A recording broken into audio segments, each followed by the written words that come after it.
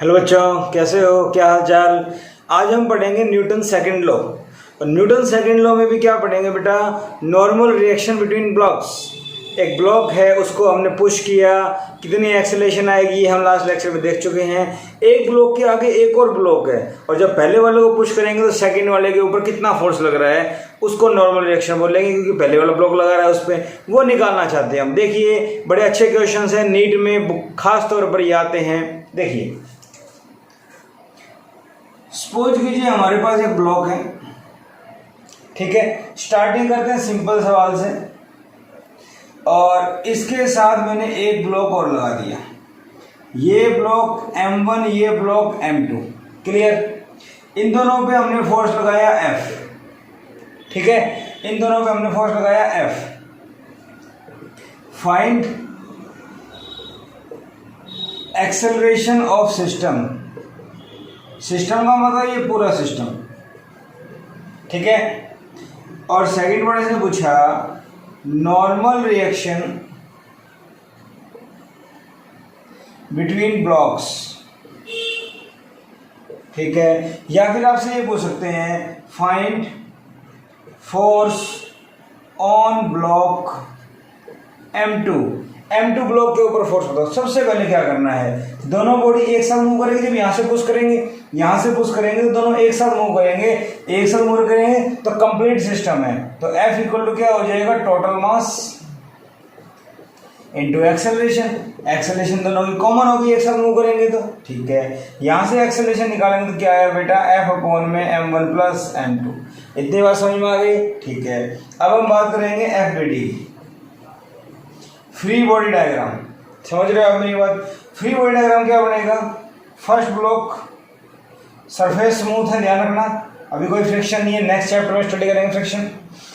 ये M1, इस पे फोर्स लगा F। ये सेकंड ब्लॉक M2, ठीक है भाई, बात समझ में आ गई। अब जब मैं इसको पुश करूंगा, ये रेस्ट पे था तो रेस्ट पे रहना चाहता है, तो ये इसका अपोज करेगा, N मान लें अपोज करेगा, ठीक है। तो न्यूटन थर्ड लॉ के अकॉर्डिंग इक्वल रिएक्शन आएगी, इसके ऊपर आएगी।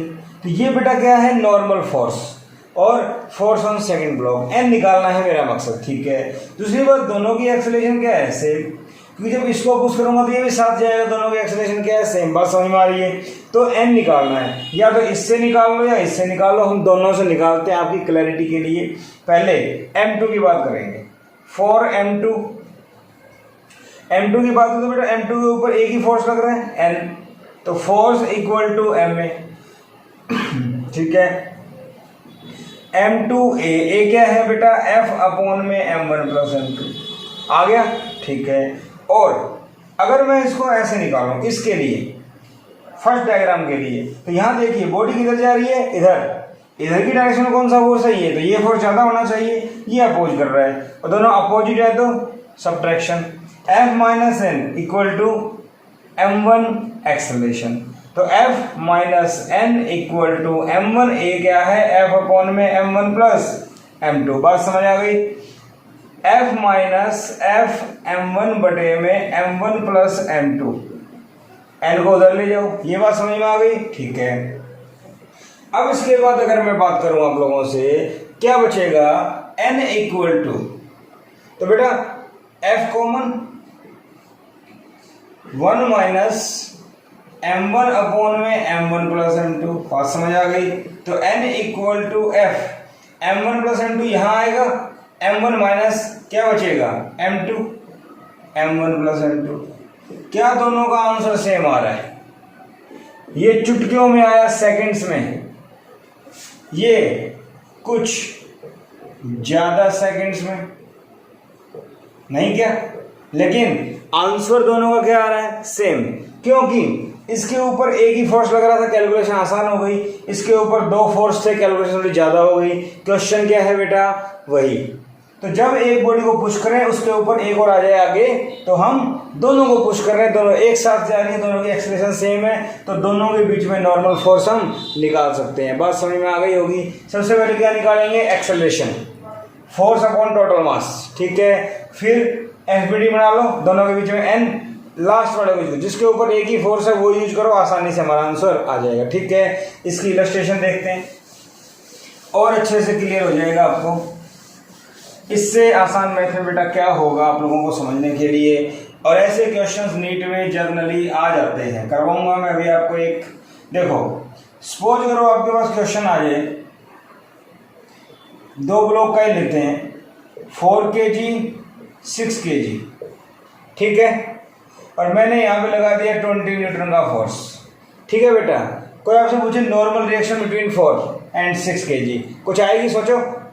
अरे जब सरफेस तो स्मूथ है, मेरी बात समझ रहे हो, यहाँ फोर्स लगाया तो ये फोर्स तो इस ब्लॉक को ले जाएगा आगे, ये ब्लॉक मूव नहीं करेगा, अटैच थोड़ी ना है। इसलिए जब दोनों ब्लॉक साथ लेने हो तो फोर्स हमेशा अंदर की तरफ होना चाहिए। ये बात समझ में आ गई। क्वेश्चन में कंफ्यूज कर सकते हैं आपको, क्वेश्चन में कंफ्यूज कर सकते हैं। फोर्स यहाँ लगा दिया, बताओ क्या आएगी नॉर्मल रिएक्शन? 0। अभी हम डिस्कस करेंगे लास्ट में। तो सबसे पहले बात करें, फोर्स का दे रखा है 20 न्यूटन, टोटल मासेज क्या दे रखे हैं बेटा 4 + 6 10 kg। तो बेटा F = m1 + m2 × a, तो एक्सेलेरेशन क्या आ जाएगी F में m1 + m2। F क्या दिया हुआ है 20, ये कितना 10, कितना बच गया 2। एक्सेलेरेशन आ गई मेरे पास, कोई परेशानी नहीं।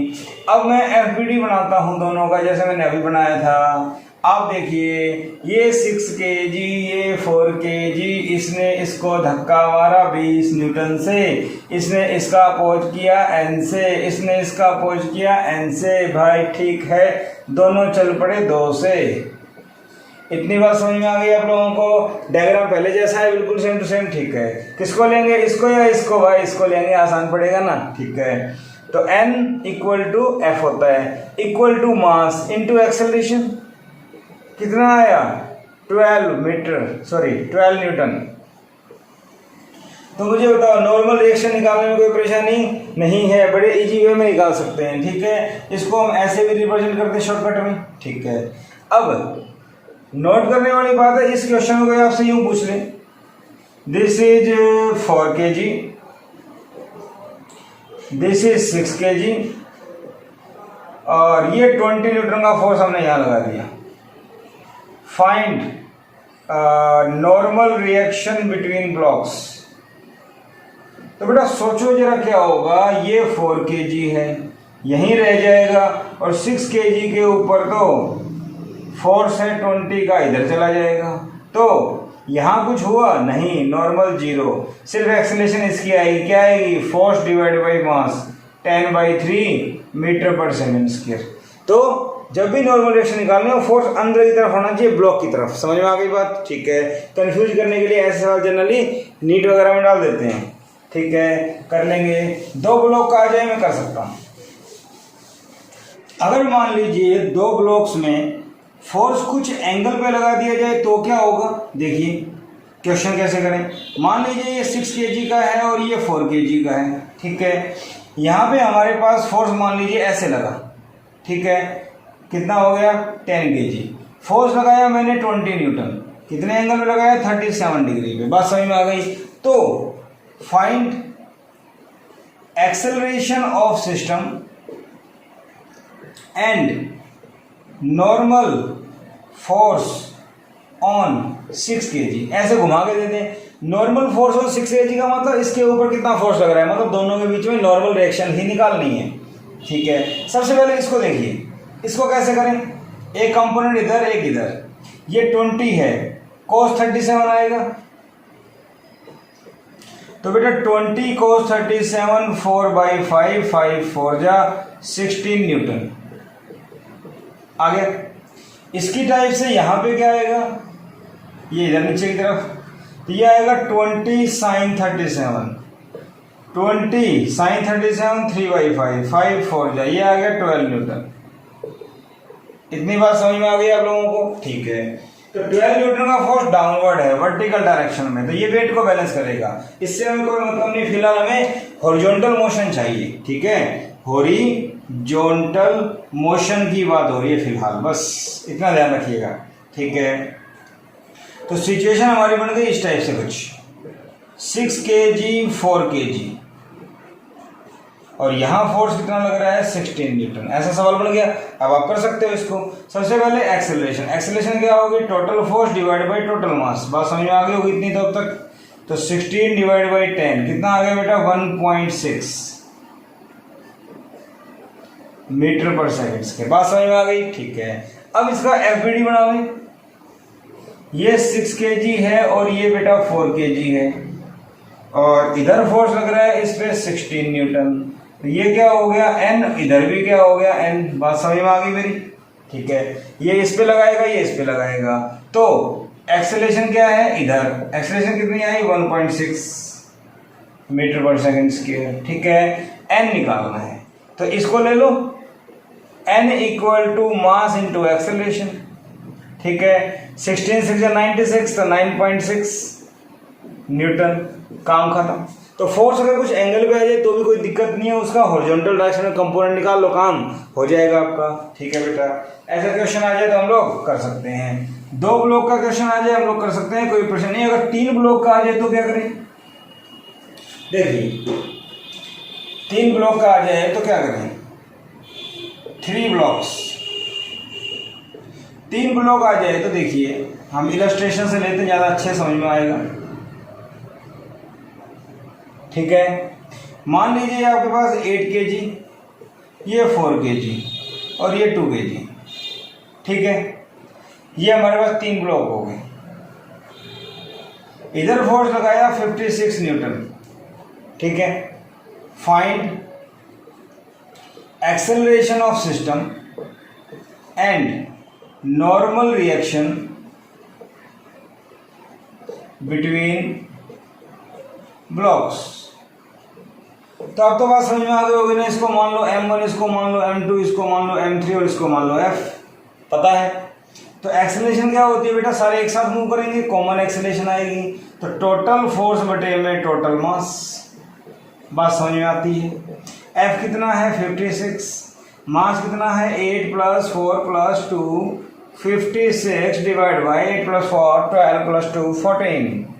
तो 14 4 जा 56, ये कितना आ गया बेटा 4, एक्सेलरेशन आ गई।